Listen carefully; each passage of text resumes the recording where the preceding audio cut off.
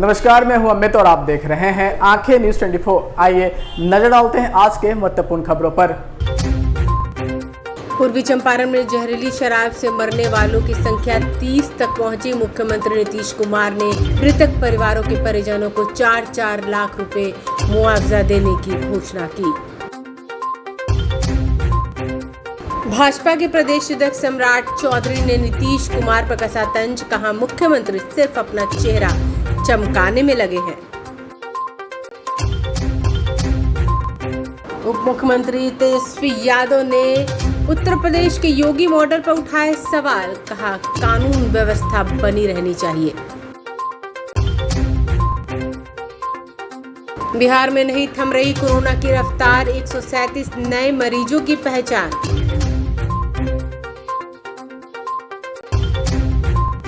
और बिहार में मौसम विभाग ने 20 जिलों में हीट वेव का येलो अलर्ट किया जारी, गर्मी से लोग हलकान। अब खबरें विस्तार से।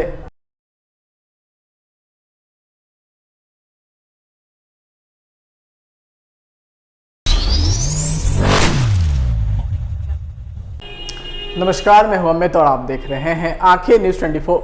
बिहार के पूर्वी चंपारण में जहरीली शराब से 30 लोगों की मौत के बाद मुख्यमंत्री नीतीश कुमार ने शराबबंदी पर अपनी नीति बदलकर सबको हैरान कर दिया है। अब तक मुआवजे के लिए सीधे तौर पर इनकार करने वाले सीएम नीतीश कुमार ने सोमवार को जहरीली शराब से मरने वालों के परिवार को 4-4 लाख रुपए मुआवजा देने का ऐलान किया है। मुख्यमंत्री नीतीश कुमार ने कहा कि मृतकों के परिवार वालों को मुआवजा दिया जाएगा। शराबबंदी के बाद 2016 से जहरीली शराब से मृतकों के परिवार वालों को मुख्यमंत्री राहत कोष से 4-4 लाख रुपए का मुआवजा दिया जाएगा। हालांकि सीएम ने इसके लिए एक शर्त रख दी है। सीएम ने कहा कि जिन लोगों की मृत्यु जहरीली शराब से हुई है उनके परिवार हमें लिखित में देंगे कि वे राज्य में शराबबंदी के पक्ष में हैं और वे शराब पीने के खिलाफ हैं, तो हम उनकी मदद करेंगे। उन्हें हम मुख्यमंत्री राहत कोष से 4 लाख रुपए देंगे। 2016 के बाद जहरीली शराब पीने से मरने वालों के परिजन हमें अर्जी देंगे तो उन्हें हम सहायता राशि देंगे। सुनिए और क्या कुछ कह रहे हैं मुख्यमंत्री नीतीश कुमार। नहीं, देखिए, ये सब बात तो एक डिमांड है और सब तरह का डिमांड है। केंद्र सरकार को भी लोगों के हित में काम करना चाहिए, तो इसके बारे में वो कह रहे हैं। लेकिन हम एक बात आप लोगों को आज अपनी तरफ से कुछ कहना चाहते हैं। वो ये है कि आप जानते हैं कि यहाँ पर जो लागू किया गया, शराबबंदी को लागू किया, अब आप अच्छी तरह जानते हैं 2016 में हम लोगों ने लागू किया और सभी पार्टियों की सहमति के साथ लागू हुआ और बहुत अच्छे ढंग से इसके लिए अभियान चला। हम बराबर कहते हैं कि महिलाओं की मांग जो 15 में हुई, उसके बाद ही हमने कहा कि फिर आएंगे तो करेंगे और इसको हम लोगों ने लागू किया। 1 अप्रैल से शुरू किया वही 2016 में, और 5 तारीख को फिर अन्य बड़े शहरों में भी जो किया गया था वो सबको लागू कर दिया गया। और उसके बाद निरंतर हम अभियान चलाते रहे हैं और आप जानते हैं और कितना ज़्यादा लोग शराबबंदी छोड़ते चले गए। लेकिन इधर जो कुछ घटनाएं घट रही हैं, अभी कुछ दिन पहले और फिर 21 के लास्ट में घटा था, हम 22 में सब जगह घूमे, इसके बाद फिर एक बार घटना घटी है और फिर एक बार घटना घटी है कि जहरीली शराब से कई लोगों की मौत हो रही है। तो ये बड़ा दुखद है। और आपको मालूम है कि जब 2016 में हम लोगों ने लागू किया था और जब उसके चलते शुरू हुआ जहरीली शराब वाला, तो उसके बाद तो हम लोगों ने कर दिया था कि जो भी गलत शराब चलाता है उसके माध्यम से उसको मिलना चाहिए। तो ये सोच करके और राज्य सरकार की तरफ से करा दिया गया डीएम से वहाँ पर, लेकिन बाद में कोई कोर्ट चला गया तो पेंडिंग रह गया। अब उसके बाद जितना भी कहीं कुछ होता है तो हम कहते थे कि लोगों को नहीं करना चाहिए, अच्छी चीज़ नहीं है। जब कोई पियोगे तो नुकसान होता ही है और जब जहरीला पीते हैं इसी के चलते मर जाते हैं तो बड़ा दुखद होता है। इधर फिर जो इंसिडेंट हो गया है और 2 दिन पहले जो हम देखे, हमको बड़ा दुख हुआ और बहुत दुख हुआ। तो तुरंत हमने अपने अधिकारियों के साथ और सब यहाँ पर बैठे हुए सब लोगों के साथ हमने विमर्श किया।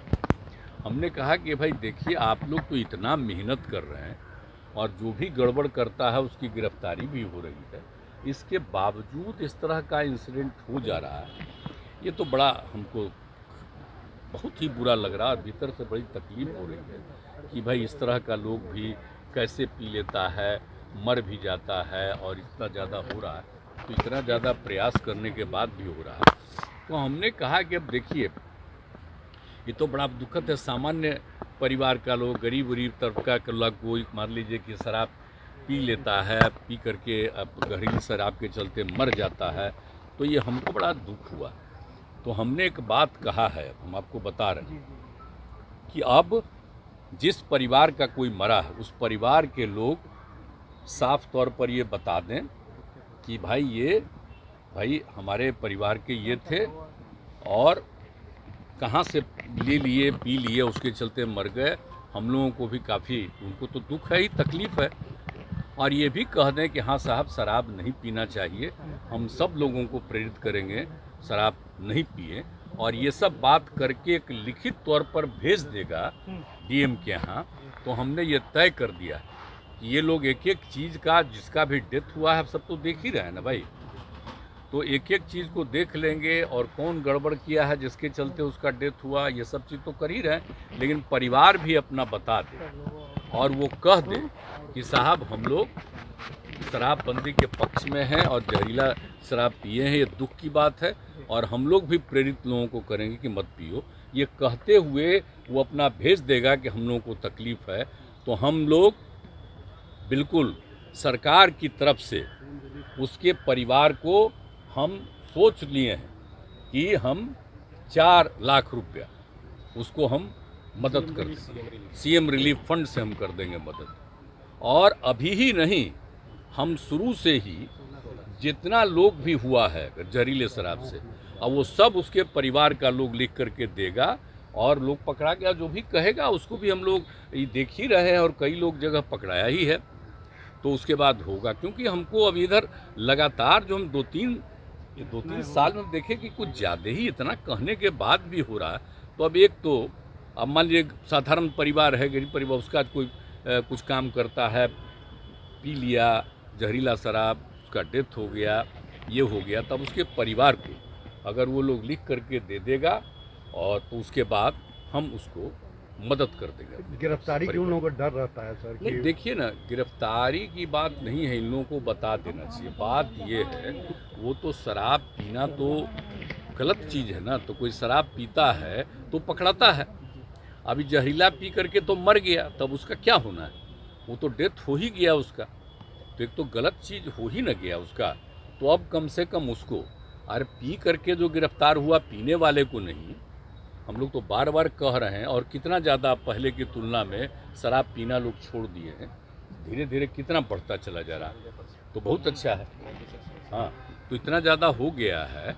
तो इस सब चीज़ के बाद अगर इस तरह का कोई आदमी, और एक बात तो हम हमेशा कहते हैं ना कि देखिए कोई भी काम आप करिएगा 100% तो कभी नहीं न हो सकता है, कुछ ना कुछ तो इधर उधर तो हम लोग प्रेरित कर रहे हैं। लेकिन इसका देख करके भाई असाधारण गरीब का हमको बड़ा तकलीफ हुआ कि भाई इतना ठीक नहीं, उसका परिवार का लोग करेगा, उसको तकलीफ में आ गया है, वो एश्योर करेगा कि हाँ साहब ये सब ठीक नहीं है और नहीं करना चाहिए, और उसके बाद उसको नुकसान हो रहा तो उसको हम उस परिवार को मदद कर देंगे, ये हमने सोच लिया।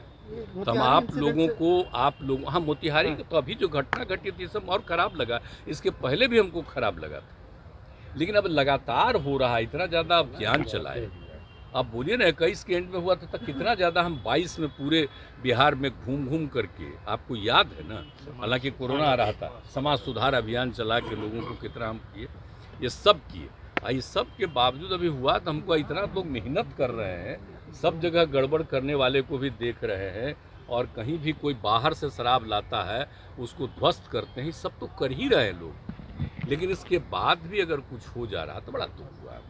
तो हम इसलिए उसके परिवार को तो हम मदद कर रहे हैं, ये बात हमने सोच लिया। तो ये हम आप लोगों को बता देना चाहते हैं, ये हम 2 दिन पहले ही इन सब लोगों के साथ बातचीत कर दिए है। अब पूरा डिटेल, आज तो आप लोगों को हम जनरल बता दिए, पूरा का पूरा ये डिटेल ये सब लोग बैठ कर बिहार भाजपा प्रदेश अध्यक्ष सम्राट चौधरी ने पत्रकारों से बात करते हुए कहा कि नीतीश कुमार जी सिर्फ अपना चेहरा चमकाने में लगे हुए हैं। वहीं बिहार के मोतिहारी में जहरीली शराब पीने से हुई मौतों पर उन्होंने कहा कि बिहार में अगर कोई भी शराब बिक रहा है तो उसका दोषी सिर्फ नीतीश कुमार जी हैं। नीतीश कुमार से बिहार नहीं संभल रहा। आप बिना कोई परीक्षा दिए हुए सरकार बदल लेते हैं। वहीं यूपी में हुए घटना को लेकर उन्होंने कहा कि अतीक अहमद की हत्या का न्यायिक जांच हो रहे हैं। जो दोषी होगा उस पर कार्रवाई की जाएगी। किसी भी सरकार को पुलिस के हाथ को पूरी छूट देनी चाहिए। सुनिए। अरे स्वाभाविक है, नीतीश कुमार जी को तो अच्छा लगा ही होगा जात बताने में। वो तो कहते थे जाति तोड़ो, बिहार को बढ़ाओ। अब तो जाति बताने में नीतीश कुमार को अच्छा लगा होगा ना। वोट बता रहे हो तो नहीं, अब तो जाति बताने में अच्छा लगा होगा। लेकिन बिहार की जनता के लिए जो मुख्यमंत्री जी ने प्रस्ताव लाया था, हम लोगों ने समर्थन किया है। इसमें दिक्कत कहाँ है? लेकिन नीतीश कुमार जी से पूछना चाहते हैं कि बताने में अच्छा लग रहा है ना। हम तो राम के वंशज हैं, मर्यादा के पुरुषोत्तम राम के वंशज हैं,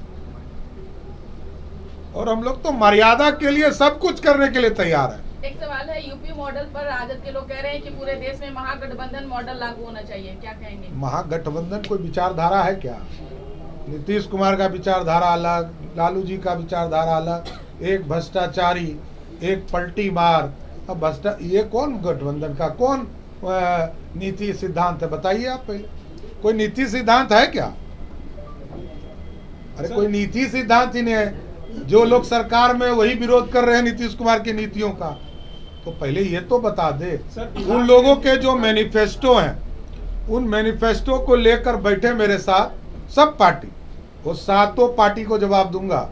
सातों पार्टी के लोग अपने अपने मैनिफेस्टो को लेकर बैठे, और मैं जवाब दूंगा कि आप अपने मैनिफेस्टो पे कायम रहिए कि मैं अपने मैनिफेस्टो पे कायम। बिहार में यूपी मॉडल के सवाल पे तेजस्वी यादव देखिए, स्पष्ट है, मैंने साफ तौर पर कहा है, किसी भी सरकार को पुलिस के हाथ को खुले छोड़ने चाहिए, चूड़ी नहीं पहनाओ। बिहार की सरकार ने पुलिसों के हाथ में चूड़ी पहना दिया, इसलिए हमने कहा है चूड़ी तोड़ो और जनता की आवाज को समझो। यही सवाल तो आज तेजस्वी यादव ने उठाया कि आखिर पहले जब आपकी सरकार थी एनडीए की, तब क्या स्थितियां थी? मेरा स्पष्ट मानना है, एनडीए का मुख्यमंत्री नीतीश कुमार, महागठबंधन के मुख्यमंत्री नीतीश कुमार। मैं मुख्यमंत्री बदलने की बात कर रहा हूं, मैं कोई सरकार बदलने की बात नहीं कर रहा। बिहार की जनता बिहार में सरकार बदलना चाहती है, और सरकार बदलकर पुलिस के हाथों को खुले छोड़ेंगे, क्योंकि लॉ एंड ऑर्डर की व्यवस्था को खड़ा करना है। उन्हीं के पार्टी के एक विधान परिषद के सदस्य ने, राजद के विधान परिषद के सदस्य ने कहा कि हमारा जो सर्वोच्च नेता है वो शराब पीता है। कहाँ किसी को हिम्मत हुई? नीतीश कुमार को हिम्मत है कार्रवाई करेंगे? दम ही नहीं है नीतीश कुमार जी को कि कोई कार्रवाई कर सकते। एक लोकतांत्रिक व्यवस्था का विधान परिषद का सदस्य बिहार के नेता पे आरोप लगाता हो और नीतीश कुमार जी टुकुर टुकुर ताकते हो, इससे ज्यादा होना क्या है बिहार में? उत्तर प्रदेश मामले में उप मुख्यमंत्री तेजस्वी यादव ने कहा है कि लॉ एंड ऑर्डर का जनाजा उठा है, न कि अतीक अहमद का। और उन्होंने देखिए, अतीक अहमद जी की हत्या अपराधियों ने किया, न्यायिक जांच हो रहे हैं वहां, लेकिन दर्द किसको हो रहा है? दर्द होने वाले अलग लोग हैं। देखिए, तुष्टीकरण से राजनीति नहीं चलता। अपराधी समाप्त होने चाहिए और पुलिस को खुली छूट होनी चाहिए। वहां न्यायिक जांच के आयोग बनाए गए हैं, जांच रिपोर्ट आएगा, कार्रवाई होगी। पर आरोप तो आप लोग पे लग रहा है ना कि आप लोगों ने जानबूझकर करवाया है उनकी हत्या। देखिए, यदि किसी ने आधिकारिक बयान दिया है तो मैं स्पष्ट तौर पर कहता हूं कि उनके खिलाफ मानहानि करूंगा। ये आधिकारिक बयान देने वाला कौन व्यक्ति है बताइए, महागठबंधन के लोग नाम बताइए। यदि आप इस पर प्रश्न कर रहे हैं तो मैं जानना चाहता हूं, यदि तेजस्वी यादव ने इस तरह का बयान दिया होगा आधिकारिक तौर, क्योंकि आप बोल रहे हैं ये उनका क्या बयान है, ये मैंने नहीं सुना है। तो स्पष्ट है ये सरकार कार्रवाई करने वाली सरकार है। जब गाड़ी पलटा था तो बड़ा अच्छा लग रहा था। अपराधी की अपराधियों ने हत्या की, उसके लिए आयोग बने, जांच हो रही है, जो दोषी होगा कार्रवाई होगी उत्तर प्रदेश में भी।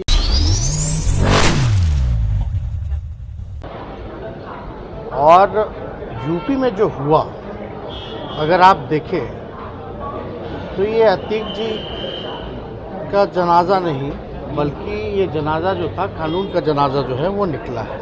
बिहार के उप मुख्यमंत्री तेजस्वी यादव दिल्ली से पटना पहुंचे जब उनसे पत्रकारों ने सवाल किया कि अतीक अहमद की हत्या कर दी गई है पुलिस कस्टडी में होने के बावजूद। इस पर तेजस्वी यादव ने कहा कि हमें अपराधियों से कोई हमदर्दी नहीं है, लेकिन कानून व्यवस्था बनी रहनी चाहिए और कानूनी तौर पर सजा होती है। संविधान में सभी को कानून से चलने का नियम बनाया गया है। अतीक का जनाजा नहीं निकला, यह कानून का जनाजा निकला है। यूपी में जिस तरीके से कानून व्यवस्था है, जहां कस्टडी में लोगों की हत्या कर देना, पूरी तरीके से यूपी में कानून व्यवस्था खत्म हो गई है। अगर विपक्षी दलों के किसी राज्य में अगर यह घटना हुई होती तो यह लोग हाय तौबा मचा देते। कस्टडी में जिस तरीके से हत्या हुई है कहीं से भी जायज़ नहीं है। यह घटना पूरी तरीके से स्क्रिप्टेड लग रही है। बीजेपी के योगी मॉडल पर तेजस्वी यादव ने कहा कि पहले उनका नेता कौन है यह पहचानने की जरूरत है। सुनिए और क्या कुछ कह रहे हैं तेजस्वी यादव।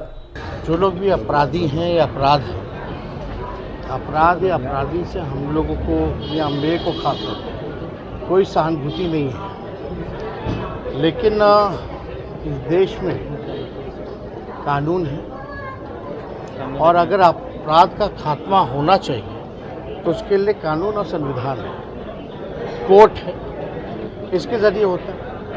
हमने इस देश में देखा है कि प्रधानमंत्री की भी हत्यारों का ट्रायल हुआ और सज़ा मिली। और यूपी में जो हुआ अगर आप देखें तो ये अतीक जी का जनाजा नहीं बल्कि ये जनाजा जो था कानून का जनाजा जो है वो निकला है। और हम आपको बता दें कि यूपी जो है कोर्ट में, यूपी जो है पुलिस कस्टडी में सबसे ज़्यादा अगर हत्या हुई है तो यूपी में हुआ है। पुलिस कस्टडी में अगर कोई हत्या हुई है तो यूपी में हुआ है। और ये सस्ती लोकप्रियता को देखते हुए ये काम किया गया है। तो सब लोग जान रहे हैं कि यूपी में किस प्रकार का शासन जो है वो चल रहा है। अगर यही कहीं दूसरे विपक्षी दलों के राज्य में होता कि कस्टडी में इस तरह से गोली मार देना, ये कहीं से भी सब लोग जो है चुप नहीं रहते, हल्ला और मचाते, ह्यूमन राइट्स आती, सुमोटो लिया जाता, लेकिन आज तक कहीं नहीं देखा जाता। हम आपको फिर भी क्लियर करते हैं, चाहे अतीक हो या उनके परिवार हो, ठीक है, हत्यारा होता है, कोई हमदर्दी नहीं होनी चाहिए। लेकिन इस प्रकार से अगर कोई हत्या करता है कस्टडी में तो सवाल तो उठने लाजमी है। और इस तरह का लग रहा था कि एकदम स्क्रिप्टेड है। आपको लगता है करवाया गया? आपको लगता है ये हुआ नहीं करवाया? स्क्रिप्टेड क्या कह रहे हैं? आप तो बोल रहे हैं ना भाई, ठीक है, अपराधी को खात्मा होना चाहिए, उसके लिए तरीका है ना भाई, ये कोई तरीका थोड़ी। यहाँ भी योगी मॉडल की बात हो रही है, बिहार में भी कौन बात कर रहा है? बीजेपी लगातार कह रही है कि बिहार में भी योगी मॉडल होना चाहिए। कौन? बीजेपी के लोग? जी। पहले क्या चल रहा था यहाँ? पहले बताइए ना, बीजेपी का नेता कौन है बिहार में? कितने साल से? बीजेपी का एक नेता बता दीजिए। ये सब मुद्दों को भटकाने की कोशिश की जा रही है। असल बात जो सतपाल मलिक जी ने कहा, इस पे हम चाहेंगे कि मीडिया के लोगों को गौर जो है फरमाना चाहिए। इस पे इस एजेंडा के तहत बात होनी चाहिए। ये जातीय जनगणना को लेकर मल्लिकार्जुन खड़गे भी को पहले भी आप जान ही रहे हैं, जब ये जातीय जनगणना की मांग थी तो सभी दलों को हमने लिखा था और ये मांग की थी कि ये जातीय जनगणना जो है पूरे देश में होनी चाहिए। तो अगर हो रही बात उन्होंने रखी है तो अच्छी बात है, लेकिन हर जगह होनी चाहिए। समाचारों में वक्त हो चुका है एक छोटे से अंतराल का। I am Shalini Singh, principal of Luhianagar Mount Carmel School. Here in our school, we give best education and good environment to our students, where they can learn well. We provide here well-equipped lab, well-equipped, well-stocked library. We have here well-trained teacher also. We have a sports playground for cricket, volleyball, football, and also provision for indoor activities. So we have here security system, information and communication technology. So we have all facilities here in our school where students feel comfortable and secure.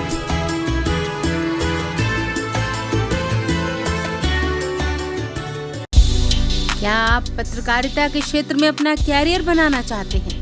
तो आज ही Royal Ashoka Institute of Mass Communication and Journalism में अपनी जगह सुनिश्चित करें।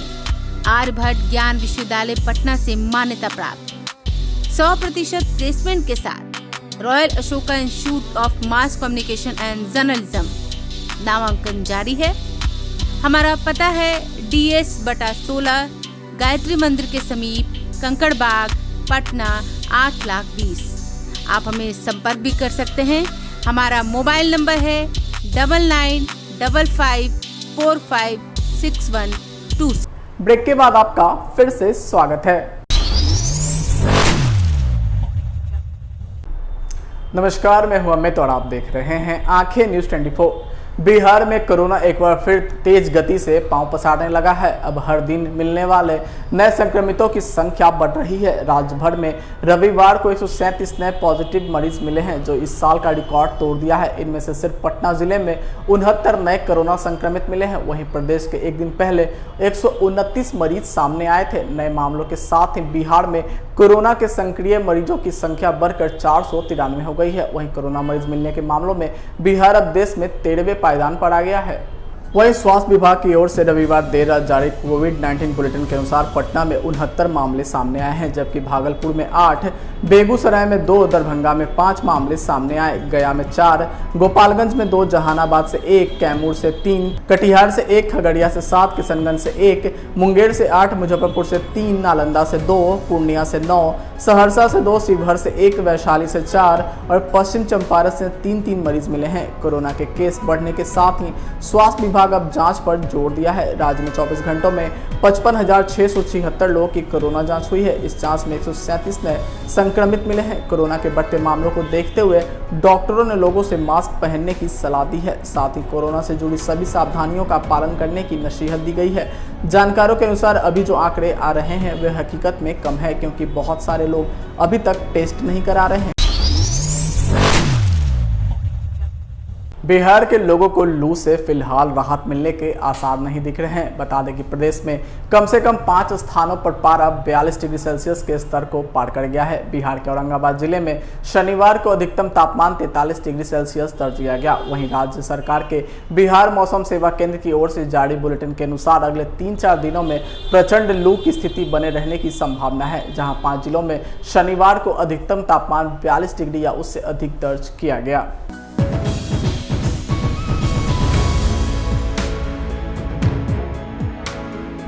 इधर मौसम विभाग ने तापमान में लगातार हो रही वृद्धि को देखते हुए अधिकांश जिलों में हीट वेव लू का येलो अलर्ट जारी किया है। कृषि विज्ञान केंद्र के कृषि मौसम वैज्ञानिक डॉक्टर अनूप चौबे ने बताया कि मौसम पूर्वानुमान के अनुसार आगामी 5 दिनों तक दिनांक 17, 18, 19, 20 और 21 अप्रैल 2023 को अधिकतम तापमान 42 डिग्री, 43 डिग्री, 43.5 डिग्री, 43 डिग्री और 42.5 डिग्री सेल्सियस और न्यूनतम तापमान 24, 25, 25, 25.5 और 24 डिग्री सेल्सियस रहने की संभावना जताई गई है। मौसम विभाग के अनुसार औरंगाबाद में अधिकतम तापमान 43 डिग्री सेल्सियस दर्ज किया गया। शनिवार को 42 डिग्री सेल्सियस या उससे अधिक तापमान दर्ज करने वाले अन्य जिलों में डेहरी 42.8 डिग्री सेल्सियस, पटना 42.4, जमुई 42.3, खगड़िया 42.2 और शेखपुरा 42.1 डिग्री सेल्सियस दर्ज किया गया। वहीं शुक्रवार को रोहतास के डेहरी प्रखंड, गया के खिजरसराय प्रखंड और नालंदा जिले के वारसिलीगंज में अधिकतम 43.2 डिग्री सेल्सियस दर्ज किया गया।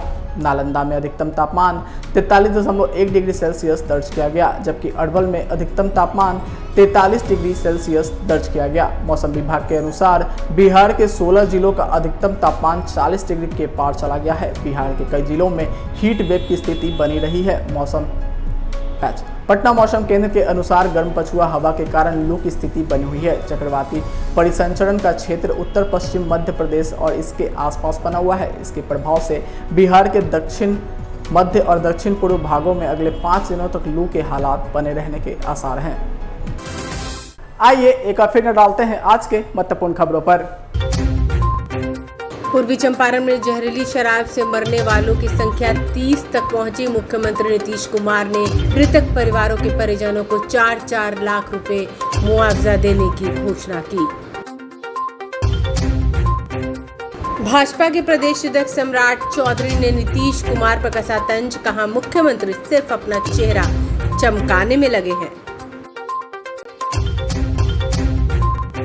उप मुख्यमंत्री तेजस्वी यादव ने उत्तर प्रदेश के योगी मॉडल पर उठाए सवाल, कहा कानून व्यवस्था बनी रहनी चाहिए।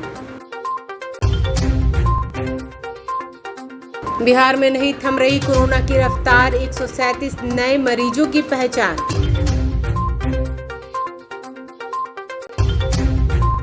और बिहार में मौसम विभाग ने 20 जिलों में हीट वेव का येलो अलर्ट किया जारी, गर्मी से लोग हलकान। आज के लिए बस इतना ही। ताज़ा 3 खबरों के लिए देखते रहें आंखें न्यूज़ 24, नज़र हर खबर पर। अगर आपने अभी तक हमारे चैनल को लाइक सब्सक्राइब शेयर नहीं किया है तो जल्द से जल्द हमारे चैनल को लाइक करें, सब्सक्राइब करें और बेल आइकन को दबाना ना भूलें। नमस्कार। इस खबर के प्रायोजक हैं Lohia Nagar Mount Carmel High School, Gyansthali High School और LMC कम्युनिकेशन।